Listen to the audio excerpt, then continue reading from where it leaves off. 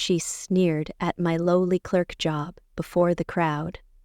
Then her fiancé asked my role. I spoke one word.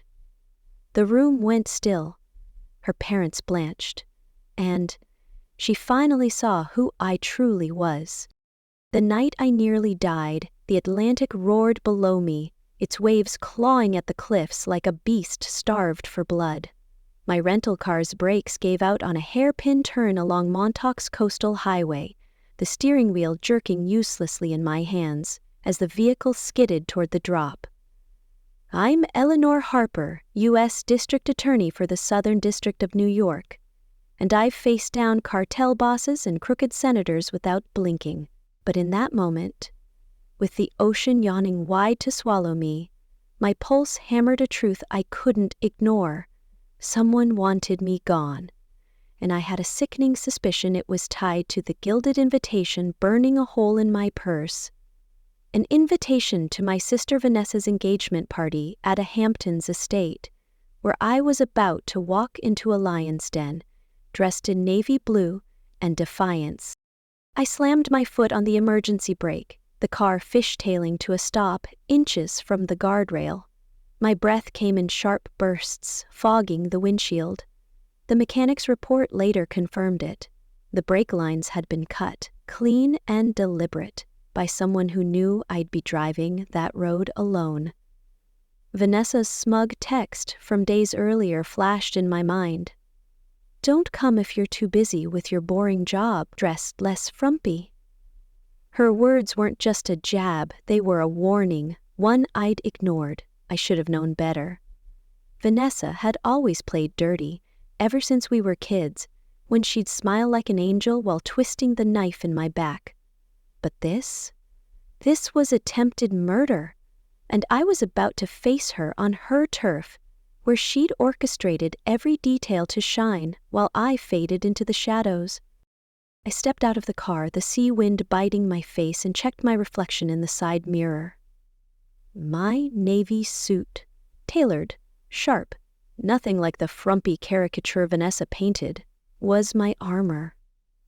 I'd worn it to prosecute a Wall Street fraud ring that made national headlines, the kind of case that had reporters camping outside my Manhattan office. Yet my own family, sipping martinis in their Upper East Side penthouse, hadn't sent so much as a text. To them, I was still the difficult sister, the one who didn't fit their glossy narrative. Tonight, I wasn't here for their approval. I was here to confront the silence that had defined me for decades. The silence of being unseen, unheard, and underestimated. The Wentworth estate loomed ahead as I approached in a replacement car, its marble fountains glinting under floodlights, a helipad buzzing with arriving guests. This was the Hamptons at its peak, Rolexes flashing, jazz drifting from a live ensemble, a yacht bobbing at the private dock like a status symbol on steroids. Vanessa's name dominated the entrance banner in gold cursive, her fiancé Edward's in smaller print, a clear signal of who ran this show. The Wentworths, old money aristocrats with ties to oil and politics, milled about, their smiles as polished as their cufflinks. I arrived 5 minutes early, always 5, never more, my heels clicking on the cobblestone drive. The valet took my keys without a word, and I stepped into a world that screamed wealth and exclusion. Inside, the air was thick with Chanel No. 5 and ambition. Guests floated between crystal chandeliers, their laughter practiced, their glances calculated. I was introduced as Vanessa's reclusive sister, a label that stung more than it should have. My parents stood across the room, martinis in hand, their nods so curt it barely registered. My mother's diamond necklace, one I'd gifted her years ago, unacknowledged, caught the light as she turned away. My father, graying but still detached, didn't even look up. I was a ghost here, just as I'd been growing up in their shadow, when Vanessa was the golden child, and I was the intense one they wished would loosen up. Vanessa spotted me from the center of the room, her sequined gown catching every eye. She locked onto me, her lips curling into a smirk that wasn't meant to welcome. She leaned into her clique, women in pastel dresses with predatory smiles, and whispered something that made them glance my way, their giggles sharp as glass. I didn't flinch. I'd faced juries who lied through their teeth, defendants who thought charm could outwit evidence, but Vanessa's malice was personal, honed over years of knowing exactly where to aim. She'd always been this way, ever since she spread rumors in high school that I was a charity case, adopted from foster care, laughing as classmates shunned me.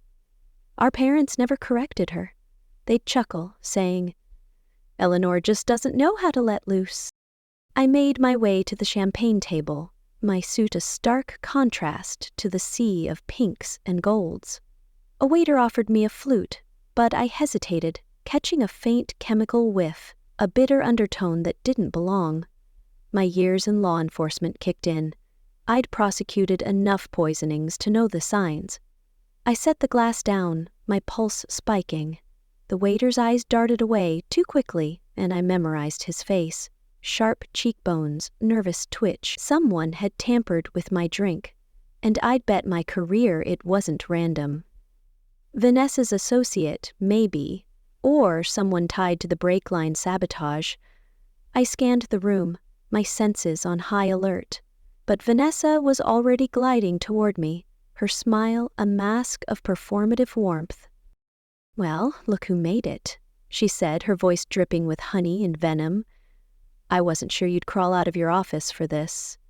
Navy, huh? Very funeral chic?"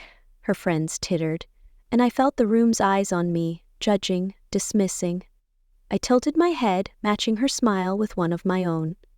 "Someone has to ground this circus," I said, my tone light but edged. Her eyes narrowed, a flicker of unease breaking through her facade. She didn't expect me to push back. Not here, not now. But I wasn't the girl she'd bullied into silence anymore. Growing up, Vanessa was the sun and I was the shadow. Our mother would gush over Vanessa's charm, her ability to wrap anyone around her finger with a pout or a giggle. Our father, always distant, would nod along, his eyes fixed on his whiskey. I was the odd one, reading law journals in the corner, correcting teachers when they misquoted history. Vanessa called me boring, and our parents agreed. "Eleanor is too serious," they'd say, as if it were a flaw. By high school, Vanessa was hosting parties I wasn't invited to, telling people I was weird or adopted from a library. I learned to disappear, to make myself small. It was safer that way. While Vanessa flirted her way through a mediocre communications degree, I buried myself in books, earning a full ride to Yale Law. When my acceptance letter came, Vanessa rolled her eyes. "So you're going to be one of those miserable lawyer types, huh?" I didn't answer. I didn't need to. I graduated at 22, clerked for a federal judge, and prosecuted white-collar crime until my name meant something. At 40, I became U.S. District Attorney, the youngest in my district, taking down a Wall Street fraud ring that had CNN buzzing for weeks.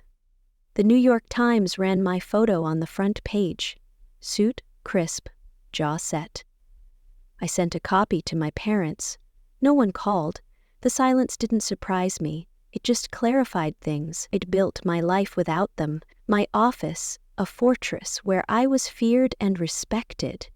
In court, my voice cut through lies like a blade. At home, I was still just Vanessa's sister, the one they didn't bother to know. We hadn't spoken in over a year when the invitation arrived.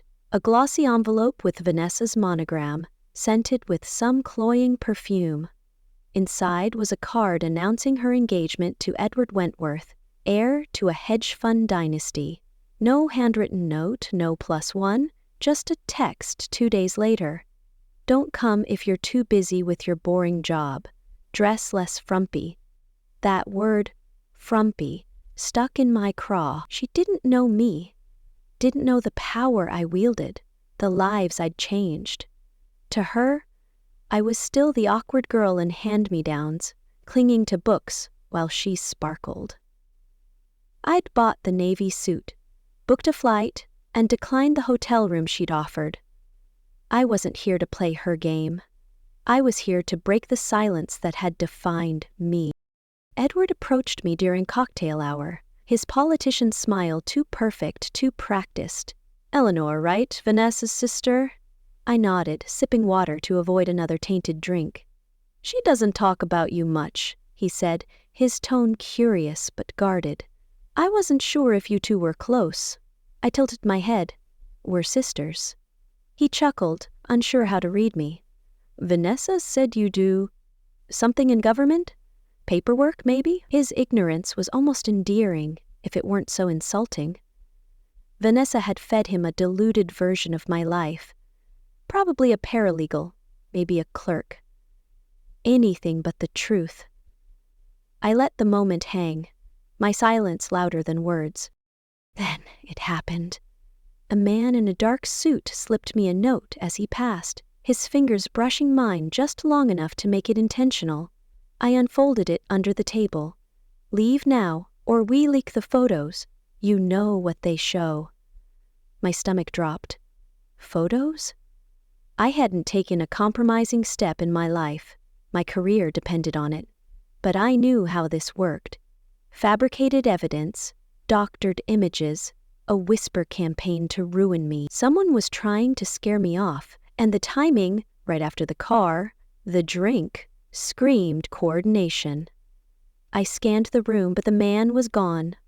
Vanessa was laughing with Edward's mother, her eyes darting my way. Was she behind this?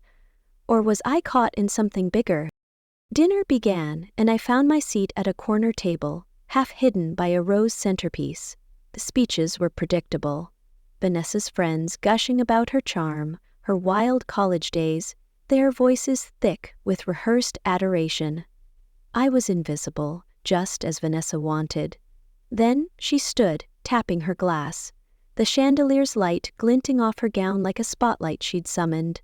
"I want to thank you all for being here," she said, her smile radiant. "I feel so lucky." The crowd beamed back, phones already out to capture her moment. "I wasn't always this put together," she continued, giggling. "Growing up, I was the wild one. My sister, Eleanor, was, well, the opposite. Let's just say she was very by the book." The room chuckled, and I felt the weight of their eyes. Vanessa's gaze locked onto mine, her smile sharpening. She once called the cops on me for borrowing her sweater. I was 13.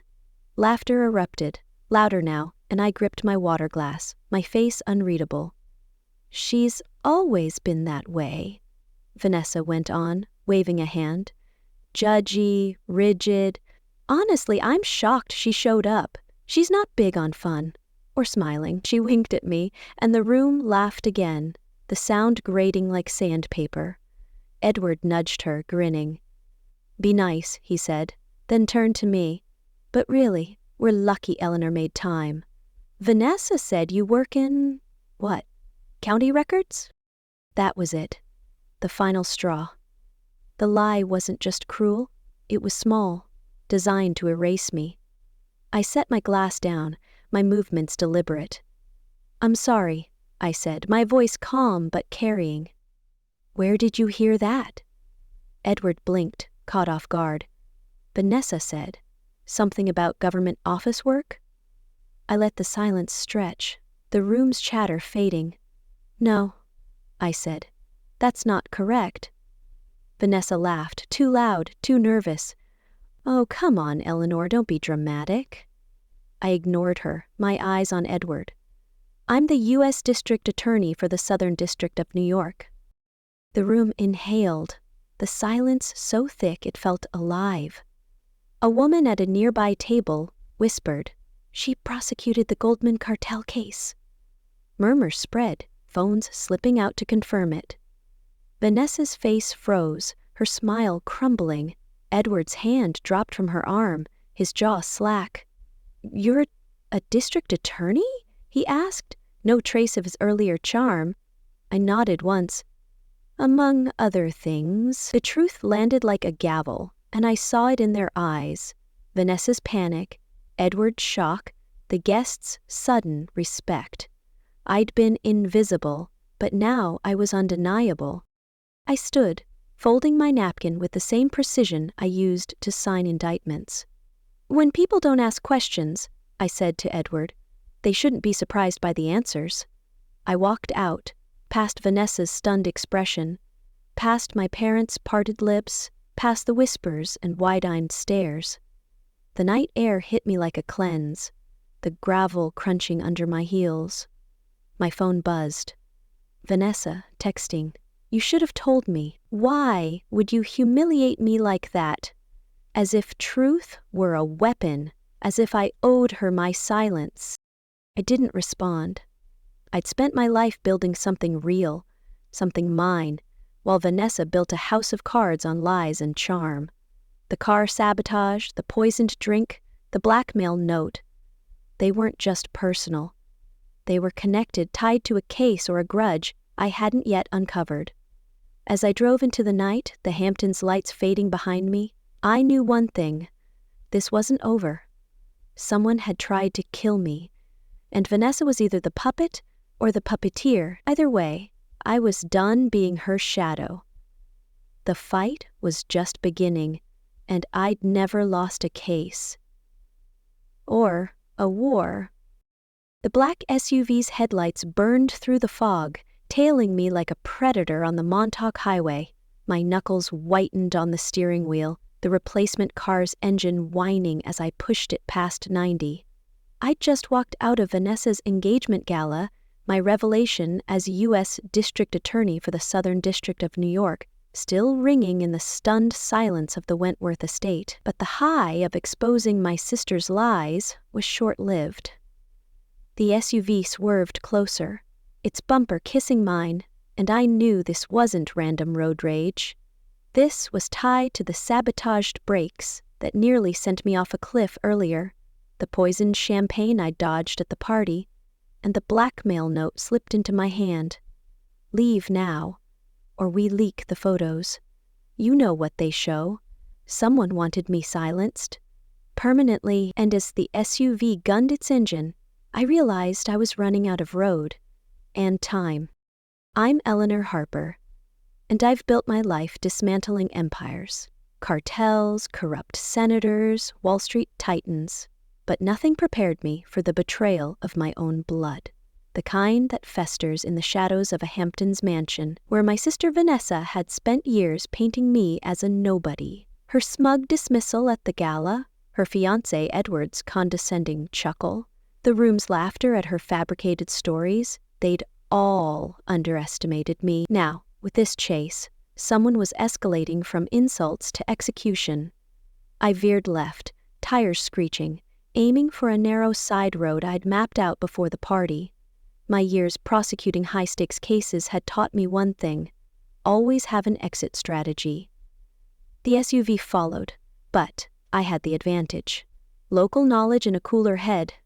I floored it, the road twisting through dunes until I hit a service gate near a private beach. I slammed the brakes, spun the wheel, and watched the SUV overshoot, its driver cursing as they skidded into a sandbank.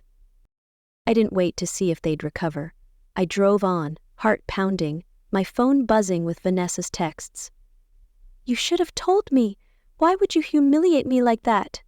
Then another, darker, "You'll regret this, Eleanor." Her words weren't just petulant, they were a threat, layered with the same venom I'd seen in her eyes when she mocked my funeral chic suit. Was she behind the car chase, the poisoned drink, the blackmail? Or was she a pawn in something bigger, tied to the Wentworths or a case I was prosecuting? My mind raced, piecing together the night's dangers, the cut brake lines, the chemical whiff in my champagne, the note implying fabricated evidence, and now this. Professionals, not amateurs, hunting me down. I needed answers, and I needed them fast. By the time I reached my Manhattan apartment, the adrenaline had burned out, leaving a cold clarity.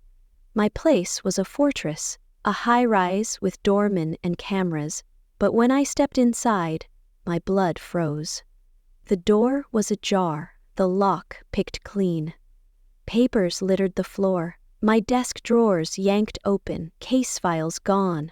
Specifically, files on the Goldman cartel case, the one that had made headlines and enemies. Someone had been here and they weren't subtle.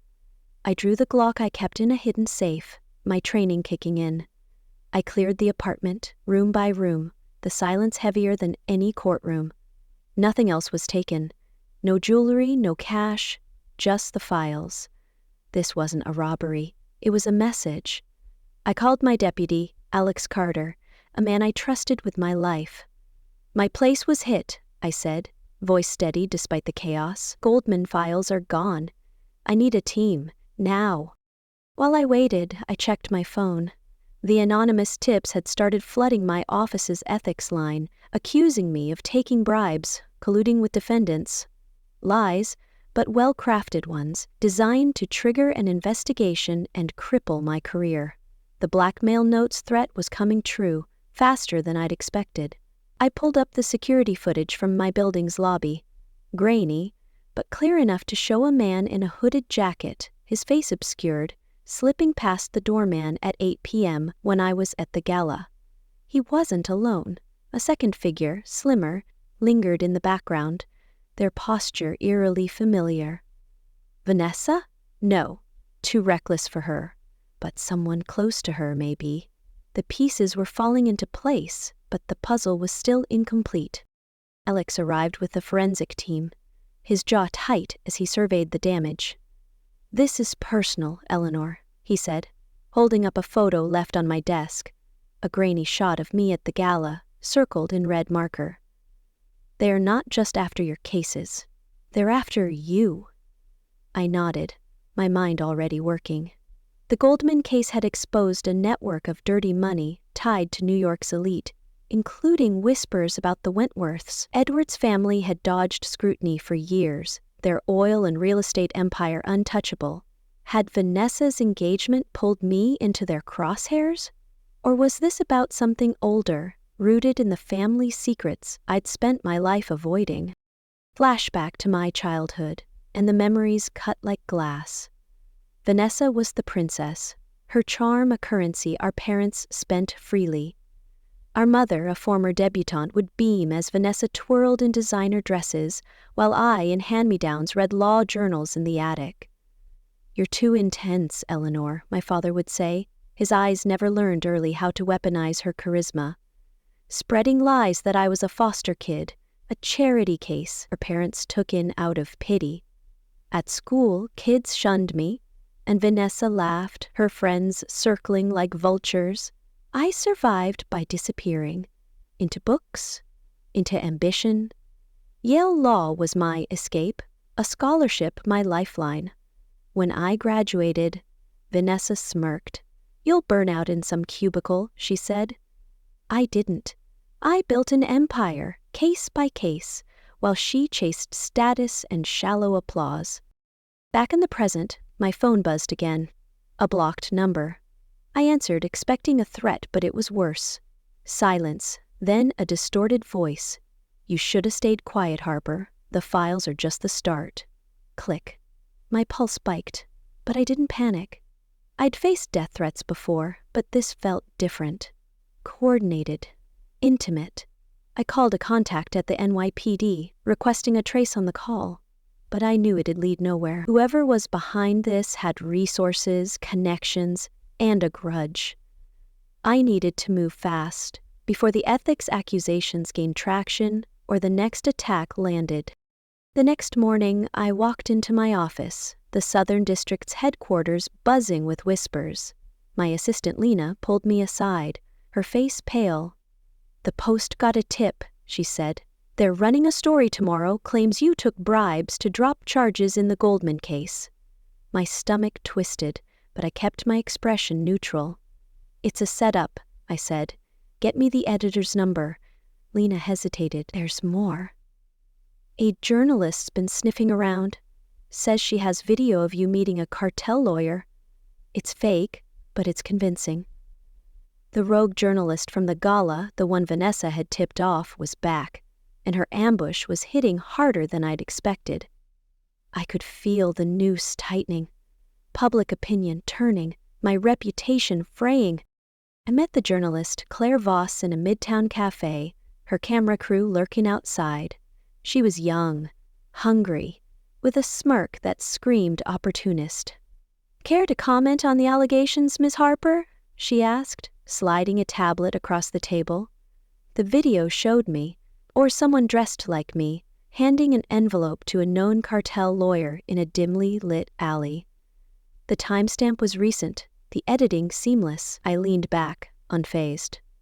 "You know it's fabricated," I said. "And you know who fed you this?" Claire's smile faltered, but she pressed on. "My source is reliable. Care to name yours?" I didn't take the bait. Vanessa's fingerprints were all over this, but I needed proof, not hunches. That afternoon, I drove to a safe house in Brooklyn, a nondescript brownstone where I kept backups of my files. The Goldman case was my leverage, evidence of money laundering that touched the Wentworths' subsidiaries. If I could tie Edward's family to the attacks, I'd have a shield. But as I unlocked the door, my instinct screamed. The air was wrong, heavy with the scent of cigarette smoke. I drew my Glock, stepping inside. A shadow moved in the hallway. A man, broad-shouldered, his face masked. He lunged, knife flashing, and I sidestepped, using my training to disarm him. His blade clattered to the floor, and I pinned him, my knee on his chest. "Who sent you?" I demanded. He spat, his accent thick. Eastern European, maybe. "You're already dead, Harper." I knocked him out, called Alex, and searched his pockets. A burner phone, a photo of me, and a keycard to a Wentworth-owned hotel. The plot was thickening, and Vanessa was either complicit or dangerously naive. Pressure mounted as I returned to Manhattan. My mother called, her voice sharp. "Why didn't you tell us you were some big-shot lawyer?" she hissed, as if my success was an inconvenience. "Vanessa's devastated. You ruined her night." I almost laughed. Ruined her night? She'd tried to erase me, and now she was playing victim. "Maybe ask Vanessa why she lied about me," I said, hanging up. Her call was a distraction, but it stung, reopening old wounds. My parents had never seen me, not when I was a kid, not now. Their indifference was a weapon Vanessa wielded expertly. That night, I met with a source, a former Wentworth employee who'd reached out anonymously. We sat in a dive bar, his hands shaking as he slid me a USB drive. "This is what you're up against," he whispered. "The Wentworths fund shell companies tied to the Goldman cartel. Your case got too close." I plugged the drive into my laptop, my heart racing. Documents, bank transfers, emails, proof of the Wentworths' dirty money. But one email stopped me cold. A directive to neutralize Harper, dated the day before the gala. The sender's name was redacted, but the recipient was Vanessa's personal assistant. My sister wasn't just involved, she was in deep. The revelation hit like a freight train, but I didn't have time to process it. My phone lit up with an alert. My office had been raided, evidence of my corruption planted for the FBI to find. The ethics accusations were now a federal investigation, my career hanging by a thread. I drove to the office, sirens wailing in the distance, my mind racing. Vanessa's texts kept coming. "You're making this worse. Stop before you ruin everything." Ruin everything? She'd started this war, and I was done playing defense. I slipped into my office through a service entrance, avoiding the feds. My safe held a second set of Goldman files, untainted by the break-in. I grabbed them, along with a burner phone, and headed for the roof. The city skyline stretched before me, a reminder of what I'd built and what I could lose. As I dialed a trusted judge to request a warrant for the Wentworths, a helicopter roared overhead, its spotlight pinning me. A voice crackled through a megaphone. "Eleanor Harper, surrender now." My blood ran cold. This wasn't the FBI. This was private security. Wentworth muscle. They'd framed me, hunted me, and now they were closing in. I ducked into the stairwell, my heels echoing as I descended. The files in my bag were my only leverage, but they were useless if I didn't survive the night. At the ground floor, I flagged a cab, blending into the city's pulse. My driver, a grizzled man with a Brooklyn accent, glanced at me. "You in trouble, lady?" I forced a smile. Just a bad night. He didn't buy it, but he drove, weaving through traffic as I checked my rear view. No tail for now. I directed him to a hotel in Queens, a low-key spot where I could regroup. In my room, I spread the files out, my hands trembling. The Wentworth's money trail was clear, but Vanessa's role was murkier. Was she a mastermind or a puppet? The USB drive held one more clue, a photo of Vanessa meeting a man I recognized, a cartel enforcer I'd prosecuted. The timestamp was recent, post-gala. My sister wasn't just complicit, she was neck-deep in the conspiracy. The emotional weight hit me then, a tidal wave I couldn't outrun. I'd spent my life proving I was enough, building a legacy, while Vanessa tore me down. Her lies at the gala, her friends' laughter, my parents' coldness, they'd all fed the narrative that I was less. But I wasn't. I'd faced death 3 times in 24 hours. Brakes cut, poison slipped, a knife at my throat. And I was still standing. The blackmail, the media ambush, the planted evidence, they were designed to break me, but they'd only sharpen my resolve. I wasn't fighting for Vanessa's approval anymore. I was fighting for the truth, for the lives my cases protected, for the girl who'd once believed she could be more than her family's shadow. I opened my laptop, drafting an encrypted email to a Times reporter I trusted. The Wentworth files, the USB evidence, my account of the attacks, it was all there. If I went down, I'd take them with me. But as I hit send, a knock at the door froze me. "Room service," a voice called, but I hadn't ordered anything. I grabbed my Glock, heart pounding, and cracked the door. A waiter stood there, his tray shaking, his eyes darting to the hallway. "Run," he whispered, and I saw the glint of a gun behind him. I slammed the door, barricading it with a chair, and climbed out the fire escape, the night swallowing me whole. The city was alive, its chaos my cover. I ran, the files clutched to my chest, my mind racing with questions. Who was the man in the photo with Vanessa? What did the Wentworths want hidden? Why had my family betrayed me so completely? The answers were out there, and I'd find them, no matter the cost. I wasn't just Eleanor Harper, district attorney. I was a survivor, a fighter, a woman who'd turned silence into power. The war was on, and I'd win it. Not for them, but for me. The hotel's neon sign flickered as I slipped into an alley, my breath steadying. Somewhere in the distance, a siren wailed. But it wasn't for me. Not yet. I had work to do, enemies to expose and a sister to confront. Vanessa thought she'd buried me at that gala, but she'd only woken a storm, and storms don't apologize, they rage.